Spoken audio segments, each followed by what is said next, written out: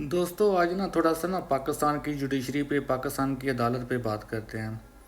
آپ کو شاید یاد ہی ہوگا کچھ سال پہلے نا تقریباً 10 12 14 سال پہلے پاکستان کا سپریم کورٹ کا جو چیف جسٹس ہے نا چودھری افتخار، اس کے لیے نا پاکستان میں کافی تحریک چلی تھی۔ اس کے لیے وکلا نے اور لوگوں نے بہت ڈنڈے شنڈے، کیونکہ مشرف نے اس کو بین کر دیا تھا۔ اس کے بعد پیپل پارٹی کی گورنمنٹ نے بھی اس کے ساتھ پنگا شنگا لیا تھا، تو اس کے لیے بہت تحریک چلی تھی اور بہت جد و جہد کر کے اس کو بحال کروایا تھا وکلا برادری نے چودھری افتخار کو۔ اور چودھری افتخار جو تھا نا وہ اس کا تعلق تھا بلوچستان سے اور کوئٹہ سے۔ میں معذرت کے ساتھ نا اسٹارٹ میں ہی آپ کو ایک بات بتا دوں، ویسے تو میں کے پی کے لوگوں کی بہت زیادہ رسپیکٹ کرتا ہوں۔ پاکستان میں ابھی جو سچویشن چل رہی ہے نا اس کے خلاف اگر کوئی پاکستان کا صوبہ یا پاکستان کے لوگ اگر کھڑے ہو رہے ہیں تو وہ کے پی کے لوگ ہیں۔ ابھی تو ان کی جو ایفرٹ ہے نا وہ اپریشیٹیبل ہے، لیکن جوڈیشری کے معاملے میں آپ کو یہ بات بتانا چاہتا ہوں کہ کے پی کے سے آج تک جتنے بھی سپریم کورٹ میں جج آئے ہیں نا، ایک سے ایک بڑھ کے گھٹیا ترین لوگ جج آئے ہیں۔ ابھی بھی 2 جج ہیں پاکستان کی سپریم کورٹ میں۔ ایک تو ماشاءاللہ چیف جسٹس بنا ہوا ہے جسٹس یحییٰ فریدی، وہ بھی کے پی کے سے پٹھان ہے، اور دوسری ماشاءاللہ ایک اللہ کا عذاب سپریم کورٹ پہ ایک عورت نما ہے کہ اس کو بول سکتے ہو، وہ مجھے تو عورت نہیں لگتی، وہ مسرت حلالی اس کا نام ہے، جسٹس مسرت حلالی، وہ بھی کے پی کے سے ہے۔ اور یہ دونوں ہی ان کا کردار جو ہے نا as a justice of supreme court دونوں ہی گھٹیا ترین ہے۔ اور بلوچستان کے 3 4 جج ہیں ابھی سپریم کورٹ میں، وہ ان کے پی کے والے ججوں سے بھی گھٹیا ترین ہے۔ ان کا تو کوئی مطلب دین ایمان ہی نہیں ہے، ٹوٹلی فضول لوگ ہیں۔ چلو نا ہم تھوڑا سا پہلے لوور جوڈیشری کی بات کرتے ہیں، مطلب ڈسٹرکٹ سیشن جج جو ہوتے ہیں یا ایڈیشنل سیشن جج ہوتے ہیں یا سول جج ہوتے ہیں، یہ تو بیچارے نا بالکل کبوتروں کی طرح ہیں، جیسے کبوتر آزاد نہیں ہوتے، ان کو رکھا ہوتا ہے پنجروں میں۔ تو یہ جو لوور جوڈیشری کے جج ہوتے ہیں نا جج حضرات، یہ تو totally I S I Pakistan army کے کہنے پہ اپنے ڈیسیزن دیتے ہیں۔ مطلب اگر ان کے پاس کوئی پولیٹیکل کیس آتا ہے تو، ورنہ بینس چور یا سائیکل چور کو تو وہ اپنی مرضی سے سزا دے ہی دیتے ہیں۔ اتنا تو ان کو آزادی ہے کہ اپنے سائیکل چور کو یا جیب کترے کو تو وہ اپنی مرضی سے سزا دے سکتے ہیں یا چھوڑ سکتے ہیں، ورنہ کوئی بھی پولیٹیکل کیس ان کے پاس آ جاتا ہے، لوور جوڈیشری کی بات کر رہا ہوں، سیشن جج کے پاس یا ایڈیشنل سیشن یا سول جج جو ہوتے ہیں تحصیل لیول کے، تو وہ بیچارے تو بالکل غلام ہیں آرمی کے اور آئی ایس آئی کے۔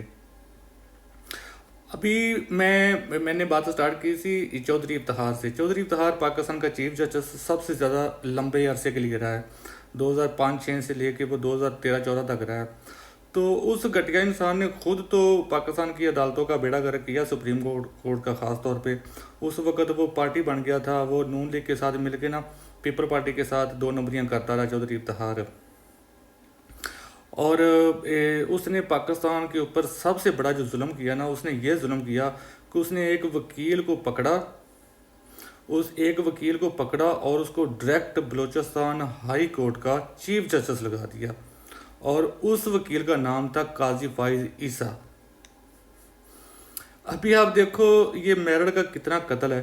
ایک بندے کا کوئی جج ہونے کا ایکسپیرینس نہیں ہے، ایک دن بھی وہ جج نہیں رہا، اس کو ڈائریکٹ وکالت سے وہ وکالت کر رہا ہے اپنی، اس کو وکیل کو پکڑ کے اس کو ایک ہائی کورٹ ایک آئینی ادارہ ہوتا ہے، کانسٹیٹیوشنل ادارہ ہوتا ہے، تو اس نے ہائی کورٹ، تو چودھری افتخار کا تعلق بلوچستان سے تھا، کوئٹہ سے تھا، تو اس نے دوسرا کوئٹہ کا ایک وکیل پکڑا، اس کو کوئٹہ ہائی کورٹ کا اس نے چیف جسٹس لگا دیا۔ 2 3 سال بعد وہ قاضی فائز جو ڈائریکٹ بنا کسی میرٹ کے کوئٹہ ہائی کورٹ کا چیف جسٹس بنا تھا، وہ سپریم کورٹ میں ایلوکیٹ ہو گیا، تو سپریم کورٹ میں 2013 14 میں آ گیا۔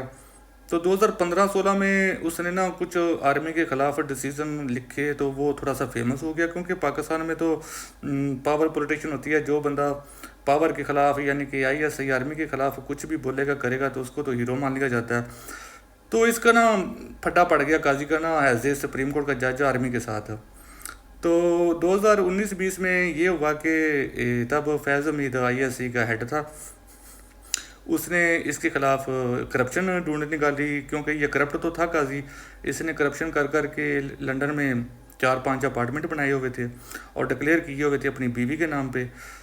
तो फैज़ हमीद साहब जो ISA के हेड थे उस वक्त, और तब इमरान खान की गवर्नमेंट थी और सदर आरफ अलवी पाकिस्तान के प्रेसिडेंट थे।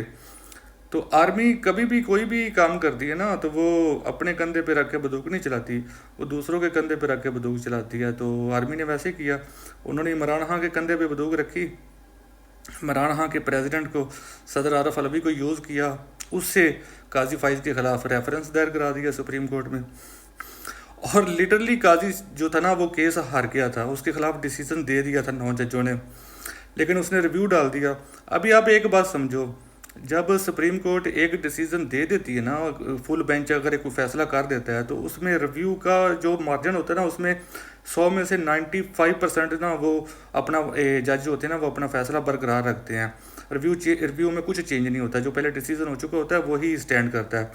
लेकिन काजी ने आर्मी, तो जब काजी का केस चल रहा था सुप्रीम कोर्ट में, 9 रुकनी फुल बेंच उस केस की समाअत कर रहा था, तो 9 रुकनी बेंच ने काजी के खिलाफ फैसला दे दिया।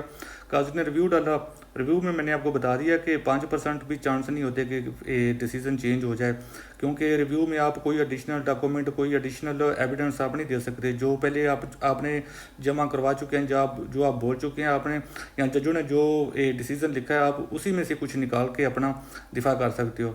तो काजी ने क्या किया, काजी को पता चल गया कि इस तरह मैं फंस जाऊंगा। काजी ने आर्मी के साथ डील कर ली, आर्मी के पाँव पकड़ लिए कि मुझे निकालो इस केस से, तो मैं आपका डॉगी बन कर रहूँगा, आगे मैं चीफ जस्टिस बनने वाला हूँ, तो आप मुझे बचाओ तो मैं आपके इशारों पे नाचूंगा। तो ऐसा ही हुआ, आर्मी के साथ काजी की डील होगी 2021-22 में, और काजी का केस ख़त्म हो गया। उस वक्त जब इसका केस चल रहा था ना, तो क्योंकि मैं 2012-13 से सुप्रीम कोर्ट को फॉलो करता हूँ, मैं सुप्रीम कोर्ट में कोई भी हाई प्रोफाइल हेयरिंग होती है या केस लगता है तो मुझे उसमें बहुत ज़्यादा इंटरेस्ट होता है। तो मैं तब ये काजी का जब केस चल रहा था 2020-21 में, तो मैं इसकी डेली इन्फॉर्मेशन लेता था।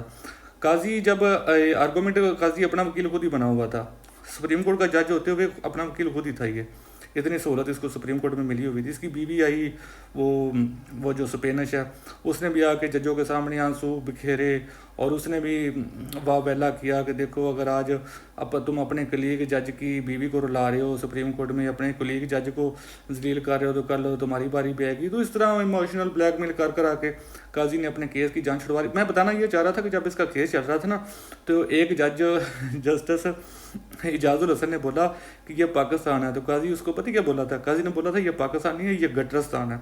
मतलब देखो, काजी पाकिस्तान के बारे में ऐसी राय रखता था, वो पाकिस्तान को गटर बोलता था, गटरस्तान। तो चलो, तो इस तरह भाई लोगों कर आके काजी उस केस से बच गया।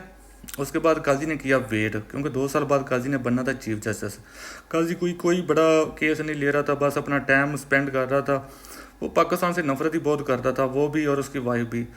तो उन्होंने सिर्फ टाइम स्पेंड किया, 2 साल गुजारे। जैसे ही वो चीफ जस्टिस ऑफ पाकिस्तान का उसने ओथ लिया, उसके बाद उसने पाकिस्तान की जड़ें काटनी स्टार्ट कर दी। आपने वो देखा, आर्मी, हालांकि रेफरेंस उसको फंसाया तो आर्मी ने था, लेकिन आर्मी के साथ उसने डील कर ली। लेकिन इमरान खान पे उसको बहुत गुस्सा था। उसने इमरान खान की पार्टी बैन कर दी, उससे उसका सिंबल छीन लिया, बल्ले का निशान छीन लिया। और बाद में भी जब इलेक्शन जीत भी गई PTI, तो उसने कोई मतलब अमल दखल नहीं किया, कोई सुओ मोटो नोटिस नहीं लिया कि धांधली हुई है या कुछ हुआ है।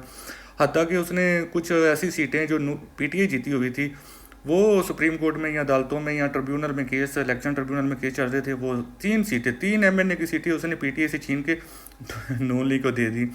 तो उसने जाते जाते मतलब सुप्रीम कोर्ट का टोटली बेड़ा गर्क किया।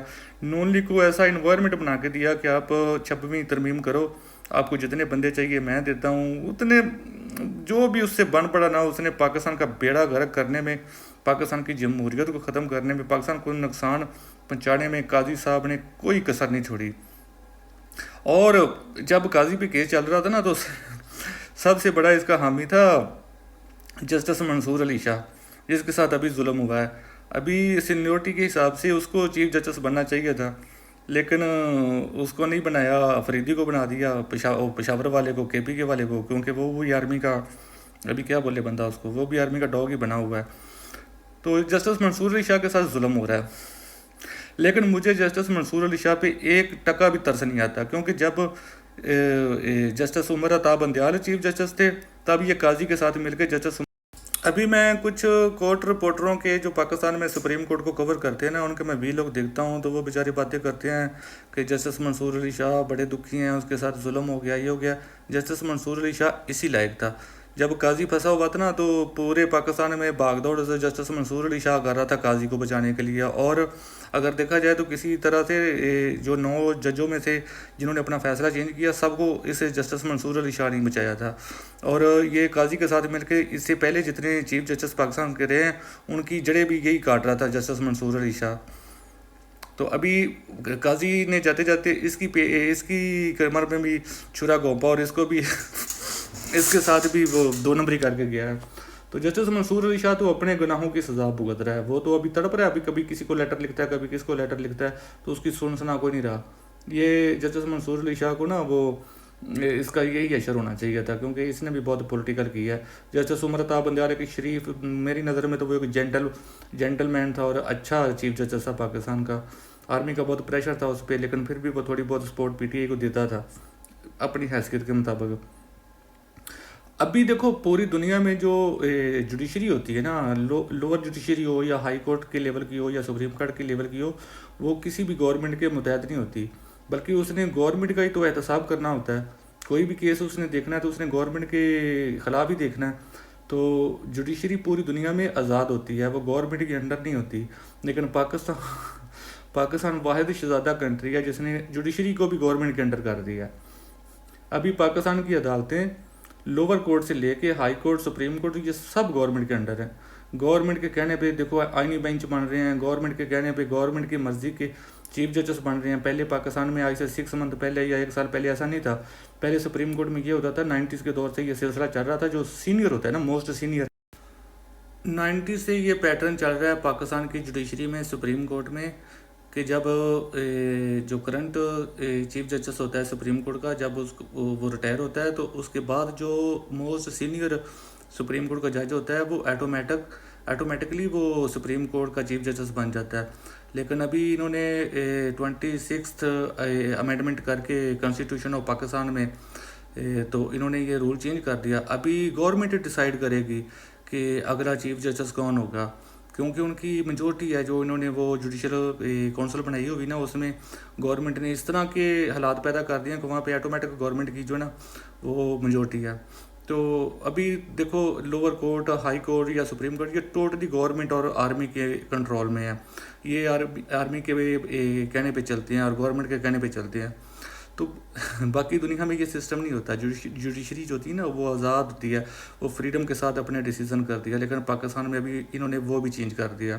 اور میں قاضی کی بات کر رہا تھا، قاضی کی نفرت دیکھو، وہ اتنا گھٹیا انسان، اور اس کی بیوی اس سے بھی اتنی گھٹیا، کیونکہ اس کی بیوی تو عمران خان کے خلاف آرٹیکل لکھتی رہی ہے. وہ تو جریدوں میں، انٹرنیشنل اخباروں میں عمران خان کے خلاف بہت بونکتی تھی جب Imran Khan was prime minister.